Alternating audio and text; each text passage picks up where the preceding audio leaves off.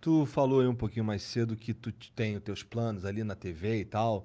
É, sempre como comentarista? Ou tu tem tesão de narrar alguma coisa, cara? Não, Não, não. né? Narrar É bem não. diferente, né? Tem questão de impostação de voz, e eu sempre falo, a gente é um complemento do narrador, né? A estrela maior de uma transmissão é o narrador, é o cara que passa a emoção através da voz para vocês que estão em casa.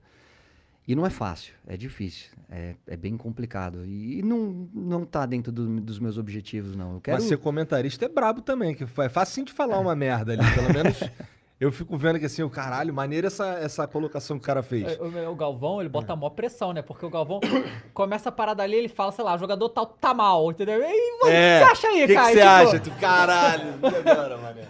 Eu acho que ele é um bananão. Não, tipo, hoje a polêmica do dia é o áudio vazado do Galvão, né? Sim. Que vocês devem estar acompanhando o Sim. negócio do Neymar. E você tem que tomar muito cuidado, porque é muito legal estar dentro da Globo, como vocês que são uma referência de podcast, mas você vira um canhão, né? Tudo que você fala tem uma repercussão muito grande, pro bem e pro mal. Então você tem que pensar muito antes de emitir uma opinião e uma coisa que eu sempre procuro trazer para o meu comentário é não esquecer que eu fui um deles, que eu fui jogador. Eu sei o quanto dói uma crítica, eu sei quanto machuca a tua família, porque a gente cria uma casca, você está acostumado. Eu comecei com 5 anos de idade, então quando você chega no profissional, você passou por tanta coisa que a crítica, por mais maldosa que seja, ela não te ataca. O que te machuca é na hora que você vê teu filho, que você vê tua mãe, que você vê tua esposa sofrendo por causa de um comentário maldoso. Eu não faço isso. A minha crítica sempre é muito respeitosa. Eu tenho que fazer, porque eu sou comentarista, sou pago para isso. Agora, eu não preciso falar que o Igor é uma porcaria e que não merece vestir a camisa do Flamengo.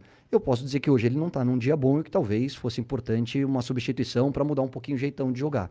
É a forma que eu procuro tratar, não esquecendo que antes do jogador tem um ser humano e ele tem família e eles ficam chateados, sim. E hoje em dia, tipo, a internet trouxe muitas coisas boas, mas assim, lá no passado a pressão era diferente, né? Porque hoje é todo momento, todo lugar, você não tem um segundo de paz, né? A não ser que você desligue tudo, né? E é difícil desconectar hoje em dia, né? Os caras criticam o Neymar, né? Demais, né? E tantos jogadores, foi pra noite, tá na balada. Aí fala, você foi... Deixa eu só te explicar uma coisa. Eu fazia as mesmas coisas que eles fazem. A única diferença é que não existia câmera no celular. É só essa a diferença.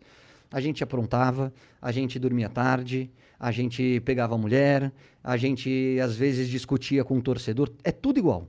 Não mudou. O que mudou é que hoje você tem mais acesso à informação, você tem acesso às imagens, e hoje aconteceu aqui em São Paulo ou lá no Catar, em um clique você tem acesso a tudo que está acontecendo. Essa é a única diferença.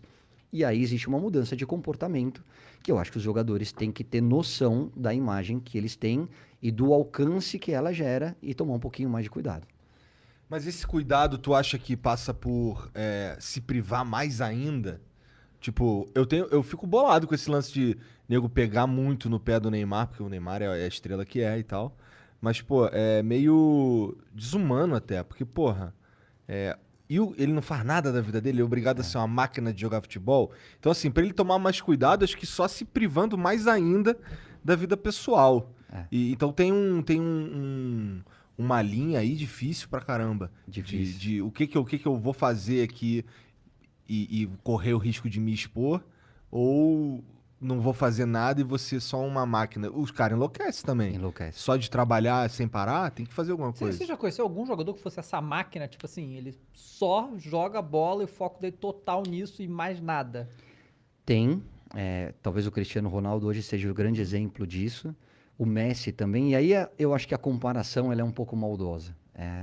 O Neymar é muito... O Neymar, o Messi, o Cristiano Ronaldo, o Mbappé, para mim, talvez eu colocasse o De Bruyne aí nesse quinteto, são os maiores jogadores do mundo na atualidade. Acho até que o Cristiano Ronaldo e o Messi já num outro momento de carreira, e acho que hoje, tecnicamente, na parte técnica, o Neymar é o mais completo deles. Só que o Neymar tem essa rejeição por conta da imagem dele. Olha o que o Cristiano Ronaldo e o Messi fazem e o que o Neymar faz. Cara, os dois são casados, com um filho constituído, e o Neymar é solteiro. Você solteiro tem um comportamento diferente da vida de casado. O Neymar faz algumas bobagens? Faz. Se expõe? Se expõe. Cara, mas é isso. Você não... Talvez, cada um... Você tem que encontrar o equilíbrio. Da mesma maneira que eu falei, cara, eu encontrei o equilíbrio na minha vida em relação ao meu trabalho e ao crescimento dos meus filhos. O Cristiano Ronaldo e o Messi, talvez eles tenham... Hoje eles se privem de muito desse lado social. Por quê? Porque eles já estão no final da carreira, eles já estão num outro momento. O Neymar, eu vou te falar, eu conheço um Neymar que muita gente não conhece, tá? O Neymar pai, que trouxe a família para morar, da ex-esposa para morar em Paris para ficar perto do filho, que tem uma fundação que gera emprego, que gera oportunidade e que durante a pandemia não demitiu nenhum funcionário e todos eles tem as questões dos patrocínios, mas que paga do bolso dele. Então, assim, tem muita coisa legal que o Neymar faz. Pô, quando ele fizer bobagem, critica, mas também mostra o lado legal. A gente só critica. A gente chega numa Copa do Mundo e essa é a minha maior reclamação em relação à imprensa. Cara, cada um vai olhar pro seu umbigo e defender o teu país. A gente não. A gente aponta o dedo e mata o Neymar. Ah, porque ele é cai-cai, porque ele tá isso, porque ele tá... Cara, você não vê os caras da França fazendo isso com nenhum jogador da França, da Itália, da Inglaterra. Cara, a crítica, ela é construtiva. Mas eu acho que você tem que ter um certo discernimento, tem um limite. E eu acho que no caso do Neymar, as pessoas passam do limite. Volto a dizer, muitas vezes ele dá mole. Muitas vezes ele bate de frente de uma maneira que ele não deveria. E uma vez eu falei, cara, você vai ficar chateado comigo, você pode não gostar do que eu te falar, só que um dia você talvez dê importância. Você está errado por causa disso. Isso vai te prejudicar. Eu estou do outro lado. Hoje eu sei como funciona a cabeça da imprensa. Cuidado. Ele falou, beleza. Ficou uma semana, 10 dias sem muito contato, mas talvez ele tenha registrado essa informação. E com o passar do tempo ele sabe que eu falei para o bem dele. Talvez tenha entrado por um ouvido e saído pelo outro, não sei. A forma como ele digeriu o meu comentário, eu não estou dentro da cabeça dele, nem convivo com ele para saber. Mas eu, como amigo, eu acho que eu precisava falar. Eu falei. Ele é um menino, ele não é mais um menino, ele já tem quase 30 anos de idade. Ele é responsável por tudo aquilo que ele faz.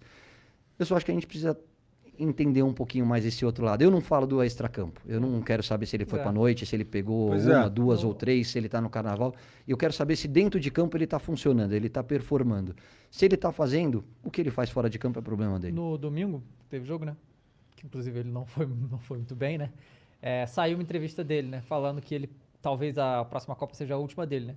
E aí todo mundo, meu Deus, mas por quê, sabe? Tipo, é bem óbvio, porque se você olhar como que se lida as coisas, né? É muita pressão, né, cara? Tipo, ele ganha lá os milhões e tudo e tal, mas ele continua sendo um ser humano, cara. Ele não é uma máquina, é muita pressão. É a coisa assim que... E ele não tem só a pressão de ser esse jogador gigante, mas ele ser, tipo, a única esperança que o Brasil pode ter na Copa do Mundo. É só ele, sabe? Ele tem que carregar tudo, né? Então não é uma coisa fácil de lidar. Eu concordo também que, tipo... Vai cometer erros, acontece, mas eu acho que é muito acima do normal como a figura Neymar é perseguida, né? Não me surpreendeu, porque a gente já sabia que ele estava cansado, tá? Mentalmente cansado.